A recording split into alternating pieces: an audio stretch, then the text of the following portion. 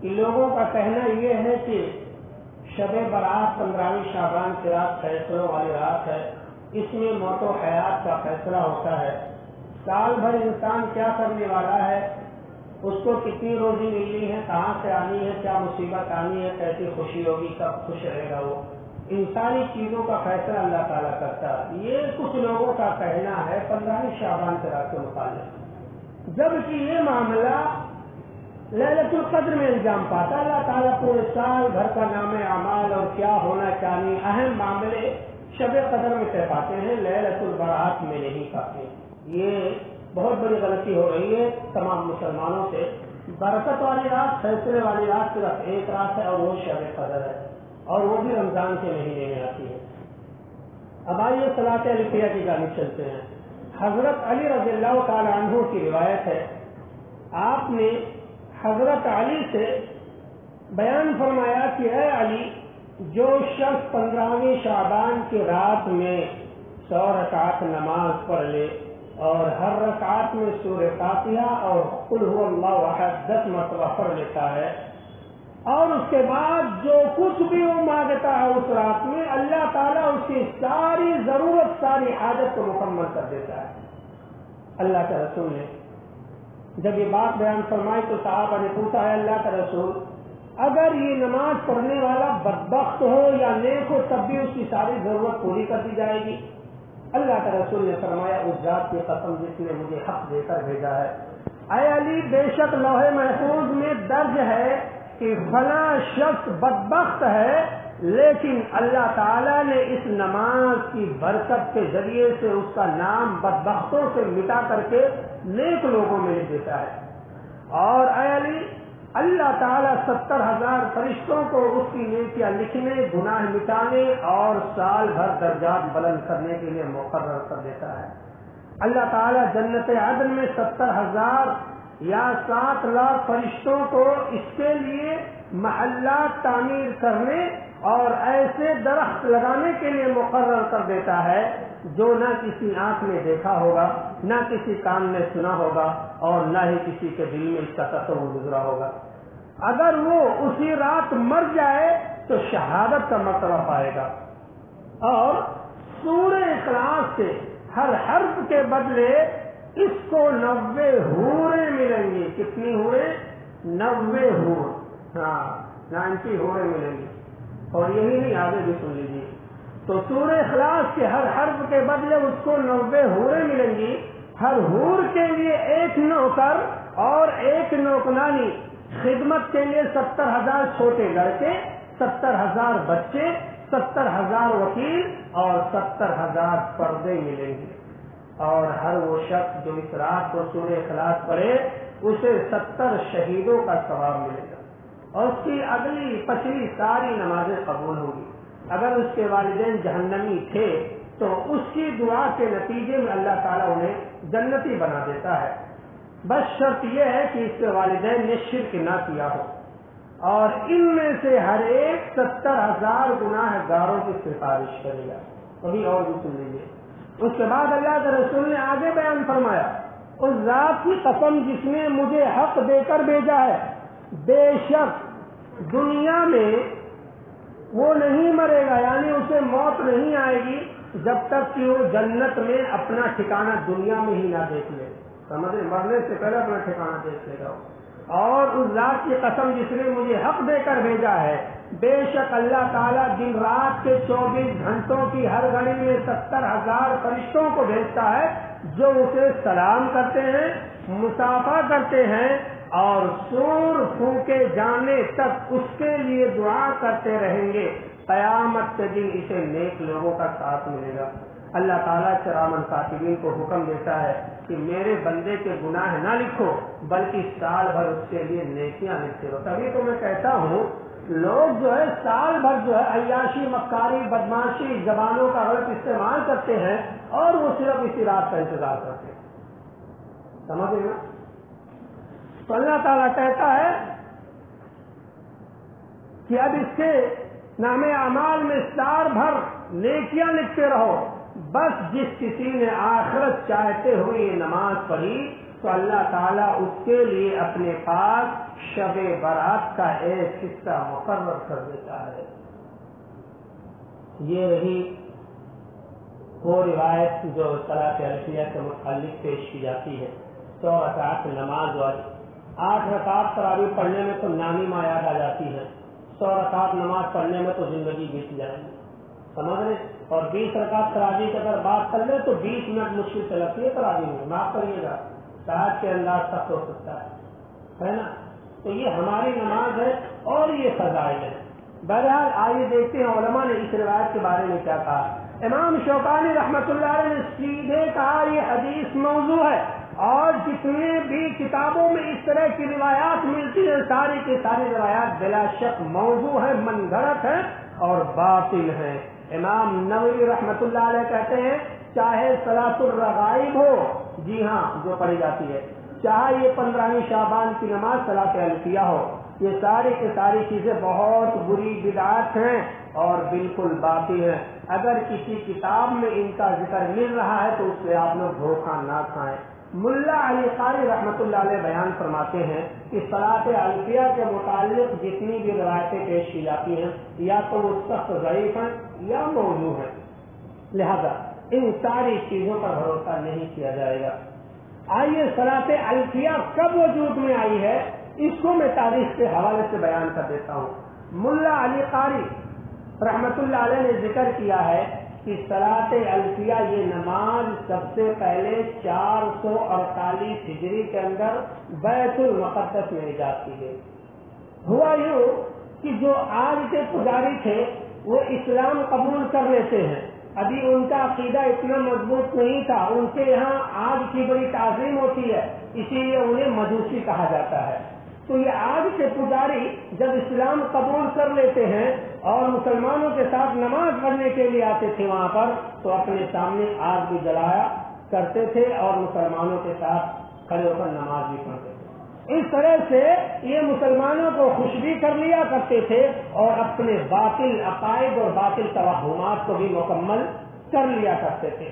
मामला चलता रहा यहाँ तक कि ये लोग हर साल 15वीं शाबान की रात में आग रोशन किया करते थे और आग के सामने आग की ताज़ीम में काफी देर तक खड़े रह करके इबादत किया करते थे और इस आग के पीछे और इस नमाज के पीछे बहुत ज्यादा बुराइयों का इर्तिकाब किया करते थे। उन्होंने इशारा कर दिया कि किस तरह की बुराइयां की जा सकती हैं।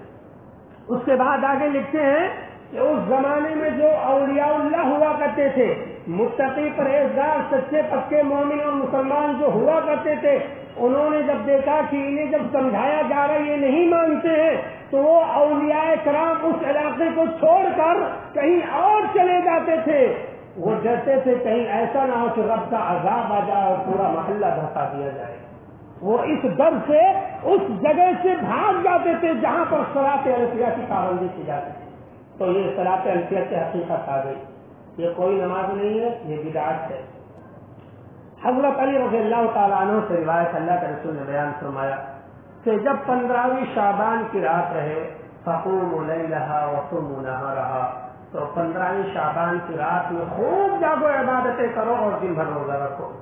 फ़इन्नल्लाह यंज़िलु फ़ीहा लिग़ुरूबि शम्स इला समाई दुनिया, क्योंकि अल्लाह ताला 15वीं शब के गुरूब शम्स के वक्त आसमान दुनिया पर आता है और उसके बाद वहां से ऐलान करता है कोई है मुझसे माफी मांगने वाला, मैं उसे माफ कर दूं, कोई है मुझसे सवाल करने वाला, मैं उसके सवाल को पूरा करूं, कोई है रोजी का तलबगार कि मैं उसे अता कर दूं, कोई है सेहत और तंदुरुस्ती मांगने वाला, मैं उसे सेहत और तंदुरुस्ती अता कर दूं। अल्लाह तआला इस तरह से अल्लाह ताला गुरूब शम्स के वक्त 15वीं शाबान के दिन को आता है गुरूब शम्स में, है ना, आसमानी दुनिया पर, और वहां से इस तरह बंदों को मुखातब करता है।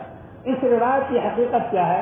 अल्लामा अब्दुर रहमान मुहद्दिस मुबारकपुरी रहमतुल्लाह अलैह बयान फरमाते हैं कि सही बात यह है कि 15वीं शाबान के बारे में कोई सही हदीस नहीं मिल सकी, और ये रिवायत जो लोग पेश करते हैं इब्ने माजा की, जो भी मैंने पढ़कर सुनाया है, یہ روایت جو لوگ پیش کرتے ہیں کہ 15ویں شعبان کے دن میں رب آتا ہے لہذا روزہ رکھو، رات بھر جاگو، عبادتیں کرو، یہ روایت فقد عرفت انہ ضعیف جدا، انتہائی سخت ضعیف ہے، قابل عمل نہیں ہے۔ اور اس سے پہلے عبد الرحمن محدث مبارک پوری رحمۃ اللہ علیہ لکھتے ہیں کہ امام بخاری رحمۃ اللہ علیہ اس روایت کو ضعیف کہتے ہیں اور امام نسائی رحمۃ اللہ علیہ اس روایت کو متروک کہتے ہیں۔ آئیے میں اس کے اپوزٹ میں ایک دوسری روایت پیش کرتا ہوں جو روزانہ یہ معاملہ پیش ہوتا ہے۔ ابو ہریرہ رضی اللہ تعالیٰ عنہ بیان فرماتے ہیں ينزل ربنا تبارک وتعالی كل لیلۃ الى سماء الدنیا، اللہ تعالی ہر رات آسمان دنیا پر آتا ہے، نزول فرماتا ہے۔ حین یبقى ثلث اللیل الآخر، رات کے تہائی آخر حصے میں آتا ہے، رات کے 3 حصے کر لیجیے، آخر کا جو حصہ ہوتا ہے اس رات میں اللہ تعالیٰ کل لیلۃ ینزل، اللہ تعالیٰ ہر رات کے آخری پہر میں آسمان دنیا پر آتا ہے اور اس کے بعد وہاں سے کہتا ہے من یدعونی فاستجیب لہ، کوئی ہے مجھے پکارنے والا میں اس کی پکار کو سنوں، من یسألنی فاعطیہ، کوئی ہے مانگنے والا میں اسے عطا کر دوں، من یستغفرنی فاغفر لہ، کوئی ہے معافی مانگنے والا میں اسے معاف کر دوں۔ میرے بھائیوں یہ روایت بالکل صحیح ہے، بخاری شریف کی روایت ہے، حدیث نمبر 1145 1145، یہ روایت بالکل صحیح ہے۔ اللہ تعالیٰ جب روزانہ رات کے آخری پہر میں آتا ہے اور بندوں کو آواز دیتا ہے مجھے پکارو میں تمہاری پکار سننے کے لیے آیا، مجھ سے مانگو میں تمہیں دینے کے لیے آیا، مجھ سے معافی مانگو میں تمہیں معاف کرنے کے لیے آیا۔ میرے بھائیو جب یہ معاملہ روزانہ ہر رات میں ہوتا ہے، پھر شب برات کی رات کو یا دن کو خاص کرنے کی آخر وجہ کیا ہے؟ مطلب یہ ہے وہ بات گھڑ لی گئی ہے اور آپ اللہ تعالیٰ کے نزول کو کسی ایک دن کے لیے خاص کیوں کرتے ہیں؟ اللہ تعالیٰ تو روزانہ آسمانی دنیا پر آتا ہے، سمجھ لینا بات، اللہ تعالیٰ ہر روز آسمانی دنیا پر آتا ہے، تو پھر کوئی بات ہی نہیں کہ 15 شعبان کی بات کی جائے، ایک رات 15 شعبان کی دوسری میں جس طرح روزانہ آتا ہے آ جائے 7 شعبان کو، 15 شعبان کو بھی اللہ آئے گا، 16 شعبان کو آئے گا، 14 13 11 12 10 9 8 7 ادھر 16 17 18 20 سب آئے گا، اللہ تعالیٰ پورا سال آئے گا، لیکن پھر 15 شعبان کو خاص کرنے کی وجہ کیا؟ یہ تو بات ہی لوگ بتائیں گے۔ آئیے ایک روایت اور پیش کرتے ہیں، ہاں چراغا کرنا اور شب برات جنت البقیع میں جانا۔ اما عائشہ رضی اللہ تعالی عنہا کی روایت پیش کی جاتی ہے، کہتے ہیں کیا ہو تو میٹھا میٹھا خوب خوب کڑوا کڑوا خوب خوب، انسان اپنے مطلب کے بعد چیز کر نکالتا ہے، 7 سمندر پار بھی اگر جانا پڑے تو اپنے مطلب کی چیز وہاں سے لے کر آتا ہے، اور اگر سامنے اس کے من کے خلاف کوئی بات ہے تو آنکھ بند کر لیتا، اندھا لولا لنگڑا پاہی بن جاتا ہے۔ اس روایت میں ایسا ہی کچھ معاملہ ہے۔ اما عائشہ رضی اللہ تعالیٰ عنہ بیان فرماتی ہیں اللہ کے رسول میری باری میں میرے یہاں تشریف فرمائے۔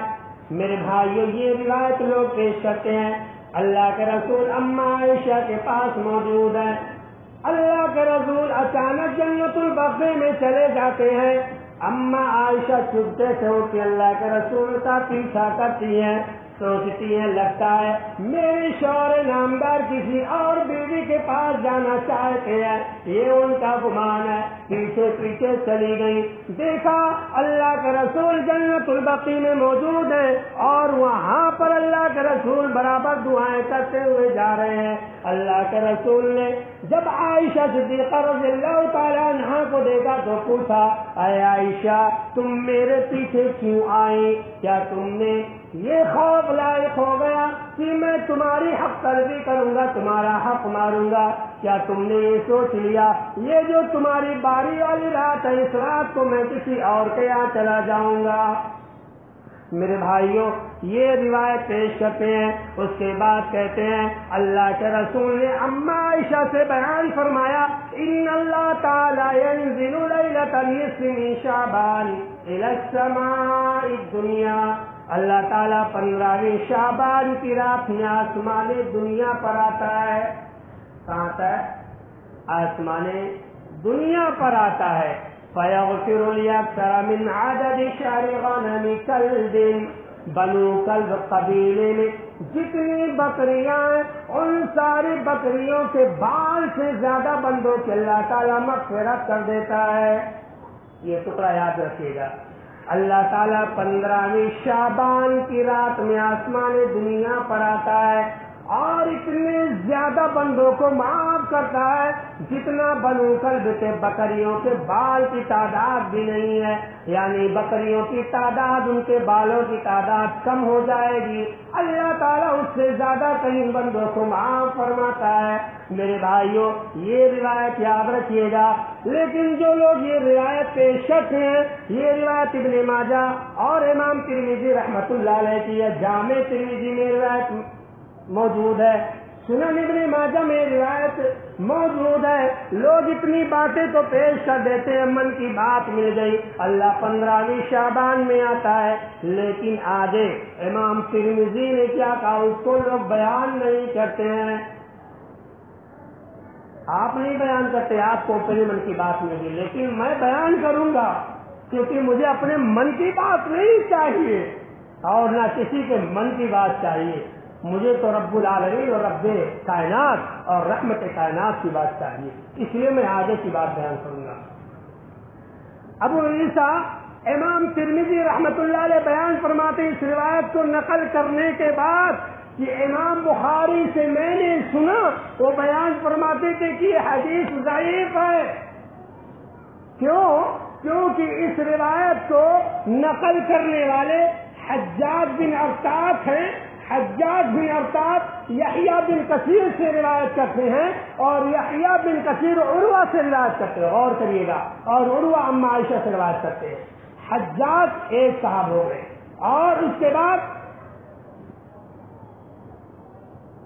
یحییٰ، حجاج اور یحییٰ دو ہو گئے، اور یحییٰ عروہ سے اور عروہ اما عائشہ سے۔ امام بخاری رحمۃ اللہ علیہ کیا بیان فرماتے ہیں؟ حجاج نے یحییٰ سے سنا ہی نہیں ہے، مطلب حجاج کا انتقال، حجاج جب پیدا ہوا اس سے پہلے یحییٰ انتقال کر گئے، یحییٰ ان کے پیدا ہونے سے پہلے انتقال کر گئے، انہوں نے کوئی حدیث سنی ہی نہیں۔ یہ جھوٹ کہہ رہے لوگ، یہ منقول بات نہیں ہے، یہ معقول بات نہیں، جھوٹ کہتے۔ اسی طرح سے یحییٰ نے عروہ سے کوئی بات نہیں سنی ہے، سمجھے؟ نہ انہوں نے ان سے سنا نہ انہوں نے ان سے سنا ہے، سمجھ رہے؟ اور ایسی روایت کو منقطع کہا جاتا ہے محدثین کی اصطلاح میں، اور جس روایت کے اندر دو دو راوی بیک وقت منقطع ہوں، دونوں بیک وقت کسی سے نہ سنے ہوں، تو محدثین کی اصطلاح میں ایسے روایت کو معضل کہا جاتا ہے، میم عین پیش مو واو لام زبر ضل معضل۔ معضل مینس انتہائی سخت شدید قسم کی ضعیف روایت، انتہائی مردود اور ناقابل عمل روایت۔ اور اس سے بڑی بات میں آپ کے سامنے نقل کر دوں، امام دارقطنی رحمۃ اللہ علیہ بیان فرماتے ہیں کہ یہ روایت جو لوگوں نے ابھی بیان کیا جنت البقیع والا کہ 15ویں شعبان کی رات کے بارے میں اللہ کے رسول نے بیان فرمایا بنو کلب کے بکریوں کے بال سے زیادہ اللہ تعالیٰ مغفرت فرماتا ہے، اس روایت کی سند ہی نہیں ہے۔ کیا سند ہی نہیں ہے؟ یہ سند اپنی جانب سے لوگوں نے گھڑ لیا۔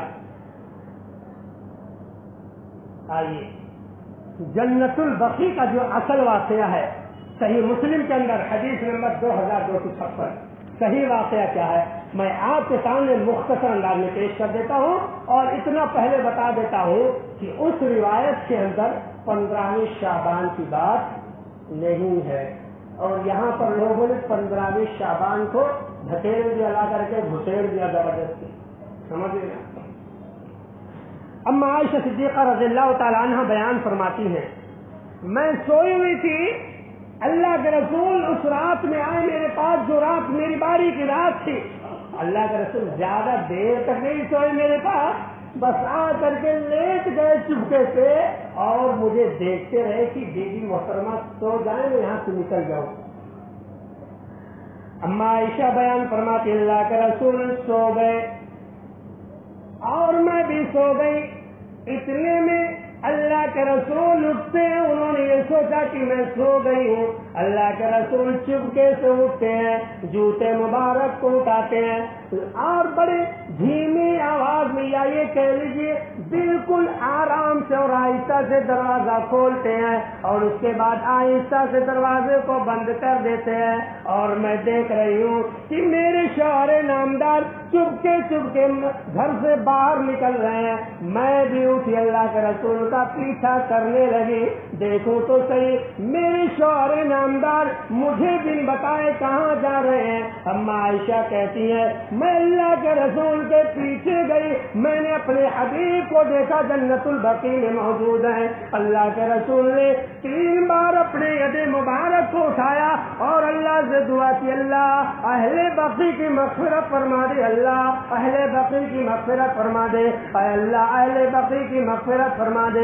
اما عائشہ کہتی ہے اللہ کے رسول نے جب یہ دعا کر دی فانحرفت تو اللہ کے رسول گھر کی جانب مڑتے ہیں، میں نے جب دیکھا اللہ کے رسول مڑ گئے تو میں بھی اچانک مڑ گئی، اللہ کے رسول ذرا تیز چلنے لگے، میں بھی تیز چلنے لگی، اللہ کے رسول اور تیز چلنے لگے، میں بھی اور تیز چلنے لگی، اللہ کے رسول کو دیکھا، اللہ کے رسول اور زیادہ تیز دوڑنے لگے، میں بھی خوب زیادہ تیز دوڑنے لگی، یہاں تک کہ میں گھر کے اندر آ گئی اور بنا رکے بنا بیٹھے میں سیدھا بستر پہ سو گئی، میرے دوڑنے کی وجہ سے سانس پھول رہی تھی اور پیٹ بھی پھول رہا تھا، اللہ کے رسول گھر کے اندر آ جاتے ہیں، اللہ کے رسول نے جب دیکھا میری سانس پھول رہی ہے، میرا پیٹ پھول رہا ہے، اللہ کے رسول نے کہا عائشہ کیا بات ہے، تمہارا پیٹ تو پھولا ہوا ہے،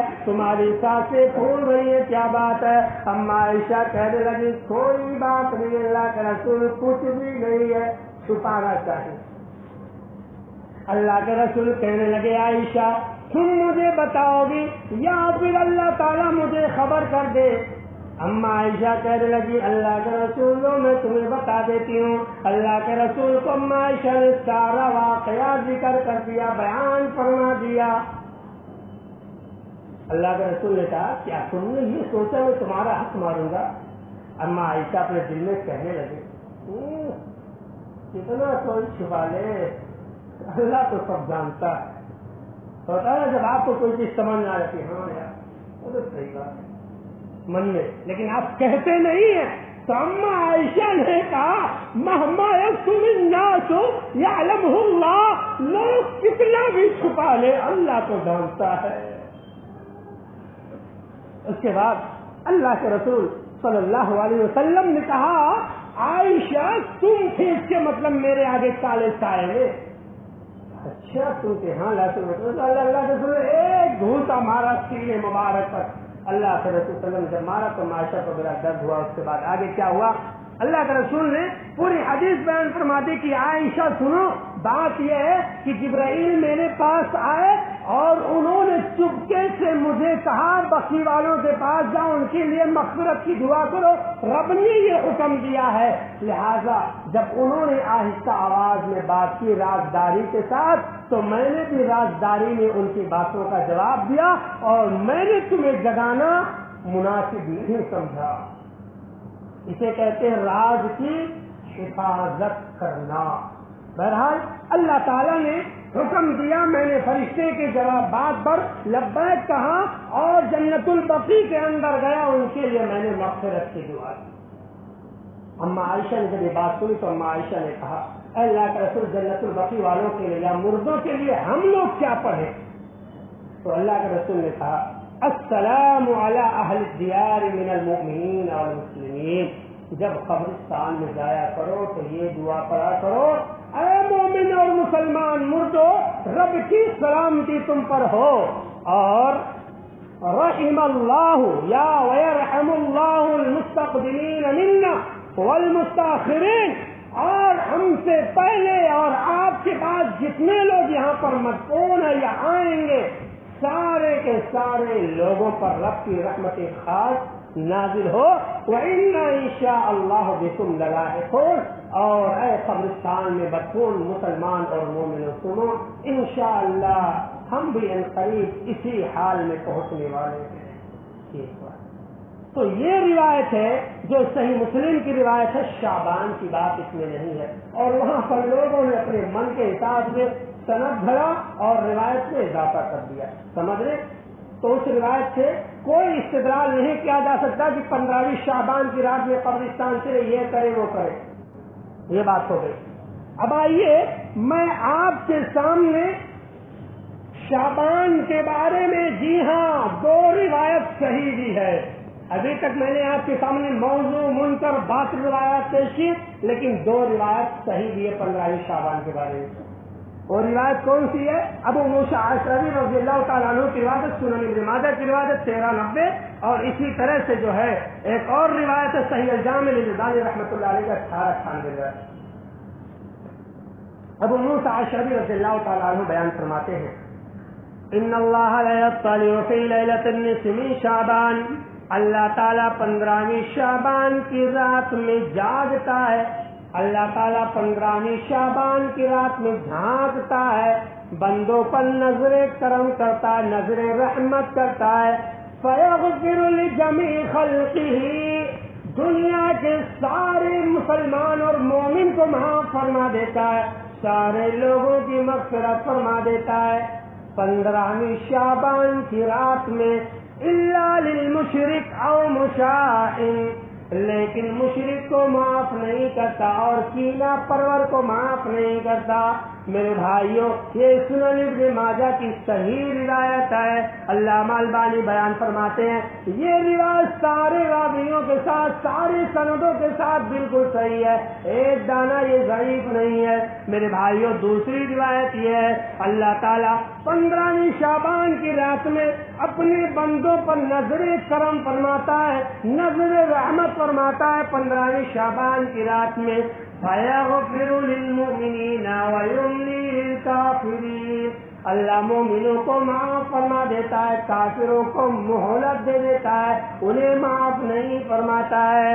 وَيَدْعُو أَهْلَ الْحِقْدِ بِحِقْدِهِمْ حَتَّى يَدْعُوهُ، اور کینہ پرور شخص کو، آپس میں حسد رکھنے والے کو معاف نہیں فرماتا ہے، چھوڑ دیتا ہے۔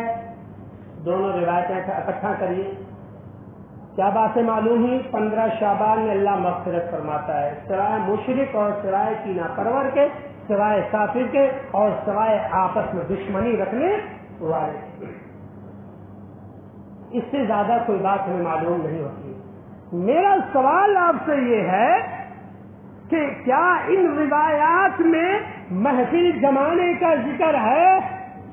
نہیں ہے۔ محفل جماتے شب برات میں شیعہ جو کہ دشمن اسلام، جیسا کہ میں نے پہلے خطبہ جمعہ میں وضاحت کر دی تھی اس بات کی۔ اسی طرح سے کیا چراغاں کرنے کا ثبوت اس روایت میں ہے؟ بتیاں لگانا، لائٹیں لگانا، اس روایت میں کوئی ثبوت ہے؟ نہیں ہے۔ میرے بھائی، چراغاں کرنا، لائٹیں لگانا یہ مجوسیوں کی علامت ہے۔ ہارون رشید سے لوگوں نے، برامکہ نے کہا، اے ہارون رشید، مکہ کے اندر آگ جلا دیجیے عبادت کے وقت میں۔ ہارون رشید ہے تو بہت اچھی بات ہے، لیکن پھر لوگوں نے کہا یہ چاہتے ہیں کہ آپ لوگ عبادت کے وقت میں آگ کے سامنے کھڑے ہو کر کے عبادت کریں اور لائٹیں وغیرہ خوب زیادہ لگا کر کے عبادت کریں، کیونکہ لائٹیں لگانا، چراغاں کرنا ان کا طریقہ ہے، اور یہ چاہتے ہیں کہ خانہ کعبہ کے اندر مجوسیت پھیل جائے۔ ہارون رشید کو جب ان کی سازش کا پتہ چلا تو ہارون رشید نے برامکہ کے خلاف خبر کر دیا، سارے برامکہ کو مکہ سے نکال دیا، سارے مجوسیوں کو نکال دیا۔ سمجھ رہے ہیں؟ تو عبادت کی رات یا عبادت کی گھڑی میں یا عبادت کے لمحے میں لائٹیں کرنا اور چراغاں کرنا یہ مجوسیوں کا دین ہے۔ محفل جمانا شیعوں کا طریقہ ہے، لائٹیں لگانا مجوسیوں کا طریقہ ہے، اور اس رات میں آتش بازی بھی کی جاتی ہے، پٹاخے پھوڑے جاتے ہیں۔ میرے بھائی حدیث شریف میں آتش بازی کا ذکر نہیں ہے، پھر یہ چیز آئی کہاں سے؟ دیوالی ہمارے ہندوستان ملک میں غیر مسلم ہندو مناتے ہیں، اس رات میں آتش بازی اور پٹاخے پھوڑے جاتے ہیں۔ گویا کی آتش بازی کا طریقہ ہم نے ہندوؤں سے لے لیا۔ محفل جمایا تو شیعہ کو دیکھ کر، چراغا کیا تو مجوسی کو دیکھ کر، اور آتش بازی اگر کرنا شروع کی تو ہندوؤں کو دیکھ کر کے۔ یہ ہماری تہذیب ہے، یہ ہم مسلمان ہیں۔ اور میرے بھائی یہ بتائیے، شب برات میں قبرستان جاتے ہیں، مردوں کے لیے دعائیں کرتے ہیں، اس حدیث میں کہاں پر یہ موجود ہے کہ شب برات کی رات خاص کر کے یا کوئی دن خاص کر لو قبرستان جایا کرو؟ نہیں موجود ہے، یہ بدعت ہے، بلکہ اللہ کے رسول نے کہا ہمیشہ قبرستان جایا کرو، اس سے تمہیں موت یاد آئے گی۔ سمجھ رہے نا؟ تو یہ بھی طریقہ اپنی جانب سے بھر لیا گیا ہے۔ اسی طرح سے کہا جاتا ہے اس رات میں حلوے، جی ہاں بہت غور سے سنیے گا، یہ بات کہاں گری ہے؟ ہاں، اس رات میں حلوے بنائے جاتے ہیں۔ 2 منٹ لوں گا میں آپ کا، صبر سے میری بات سن لیا۔ اس رات میں حلوے بنائے جاتے ہیں، دلیل کیا دی جاتی ہے؟ نبی کا دندان مبارک شہید ہوا تو آپ نے حلوہ مبارک تناول فرمایا۔ ہے کیا دلیل ہے؟ کسی کو دانت ٹوٹے دوسرا کھائے حلوہ، یہ ہماری تہذیب ہے مسلمانوں، یہ ہمارا طریقہ ہے۔ اور میں بتا دوں، نبی کا دندان مبارک غزوہ احد میں شہید ہوا، اور غزوہ احد شوال سن 3 ہجری میں ہوا، شعبان میں نہیں ہوا تھا۔ سمجھ رہے؟ اور آپ شعبان کی رات میں حلوہ بناتے ہیں، دلیل دیتے ہیں نبی کا دندان مبارک شہید ہوا۔ ارے نبی سے محبت اگر اتنی ہے تو کافروں سے جنگ کرتے ہوئے اپنے دانتوں کو توڑیے اور پھر اس کے بعد حلوہ بنا کر کے کھائیے، اسے کہا جائے گا سنت۔ یہ کون سی بات ہوئی؟ جس دن مصیبت آئی نبی پر، مجبوری میں انہوں نے حلوہ کھایا، مان لیجئے، تو آپ خوشی میں حلوہ بنا کر کھاتے ہیں، اور آپ کے دانت کو سالی میں، اور حلوہ جیسی چیز کون نہیں کھانا چاہے گا؟ ایک ہی دن کوئی کھائے گا؟ ہمیں ملے تو میں ہمیشہ کھاؤں حلوہ؟ کوئی ہے جو کہے میں مجھے حلوہ نہیں پسند ہے؟ میرے بھائی تو کھانے کی چیز بھی آپ نے ایک رات کے لیے خاص کر دیا، یہ کیا ہے؟ ہنسی بھی آتی ہے۔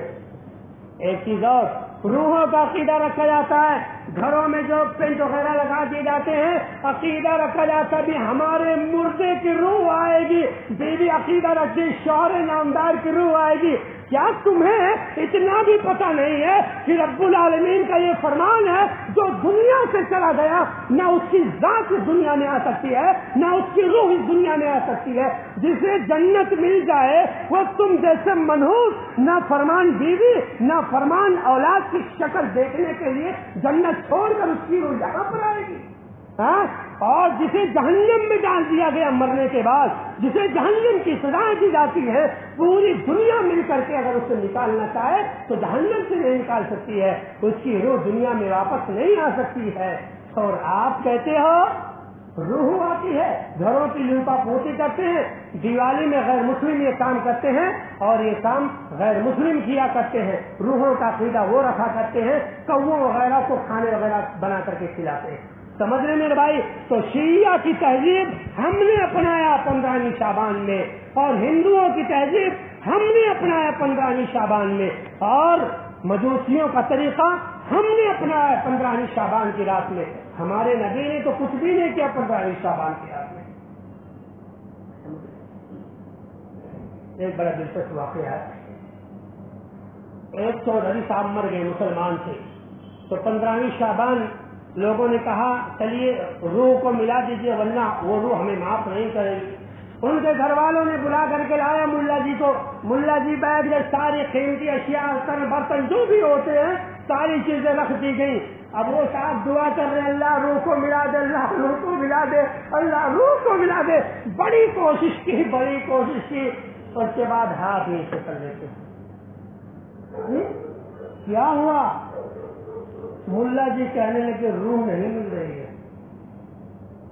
ارے کوشش کریے، ورنہ اللہ بہت سخت عذاب دے گا. پھر دوبارہ دعا کر رہے ہیں. بہرحال روح نہیں ملی, ہاتھ نیچے کر دی. لوگوں نے کہا کیا بات ہے ملا جی, حضرت جی کیا بات ہے؟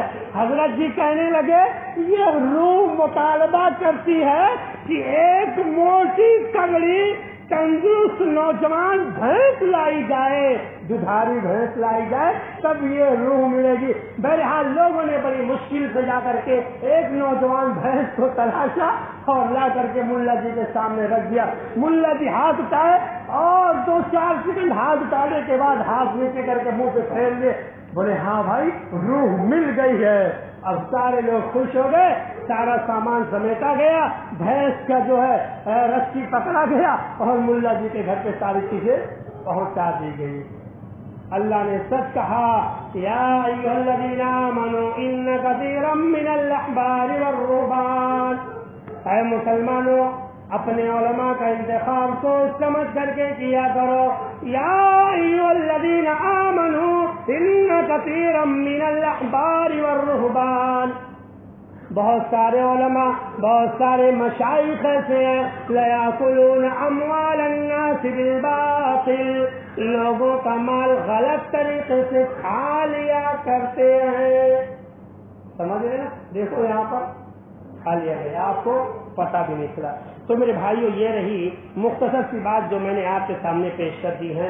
ہمیں بھی چاہیے کہ نبی کریم صلی اللہ علیہ وسلم کے بتائے ہوئے طریقے کے مطابق ماہ شعبان کی قدر کرے. خلاصہ یہ ہے کہ اس مہینے میں انسان کو زیادہ سے زیادہ روزہ رکھنا چاہیے, اور اس مہینے میں کوئی رات یا کوئی دن عبادت کے لیے خاص کرنا اللہ کے رسول سے ثابت نہیں ہے. آپ سمجھے نا, نہ صحابہ نے کوئی ایسا عمل کیا ہے, لہٰذا ہمیں بڑی سوچ سمجھ کر کے زندگی گزارنی چاہیے. امام مالک رحمۃ اللہ علیہ عیدگاہ میں بیٹھے تھے, ایک بزرگ آئے. آخری بات, بہت اہم بات, اگر آپ نے یہ بات سمجھ لیا تو سمجھو میرے 3 خطبے جمعہ کا خلاصہ آپ نے سمجھ لیا. امام مالک عیدگاہ میں بیٹھے تھے نماز پڑھانے کے لیے, ایک بزرگ آئے, کہنے لگے امام مالک نماز پڑھ لوں. امام مالک بولے نہیں پڑھ سکتے. ارے پڑھ لو, نمازیں تو ہے, نہیں پڑھ سکتے. کیسی باتیں کر رہے ہیں آپ؟ امام ہیں, عالم ہیں آپ یا ظالم ہیں؟ نماز سے روکتے ہیں. رب نے کہا اقیم الصلاۃ, نماز پڑھو. نبی نے کہا نماز کے بارے میں پہلے سوال ہوگا قیامت کے دن, اور آپ نماز پڑھنے سے منع کر رہے ہیں. امام مالک کو بڑا غصہ ہے. تو دیکھو گدھے انسان کو کس طرح سے باتیں اور تعویل کر رہا, الٹی پلٹی دلیل تو اپنے من کا دے دیا, لیکن اللہ کے رسول کی حدیث کو سمجھا نہیں. امام مالک نے نرم لہجے میں اور غصے میں ہوتے ہوئے کہا بزرگ صاحب, جس نبی کی بات اور جس قرآن کی بات آپ کر رہے ہیں اسی نبی کا اور اسی قرآن کا یہ فرمان ہے کہ عید گاہ میں عید کی نماز سے پہلے اور عید کی نماز کے بعد کوئی نماز نہیں ہوتی ہے. جب اس نے منع کر دیا تو میں کیسے آپ کو اجازت دے سکتا ہوں؟ معلوم ہوا انسان کا نیک عمل ہو تو نبی کریم صلی اللہ علیہ وسلم کا طریقہ بھی ہونا چاہیے. عبادتیں کتنی بھی کر لی جائیں, نیکیاں کتنی بھی کر لی جائیں, اگر نبی کریم کا طریقہ نہیں ہے تو وہ عبادت اور روزے کی برباد ہے. سمجھے نا.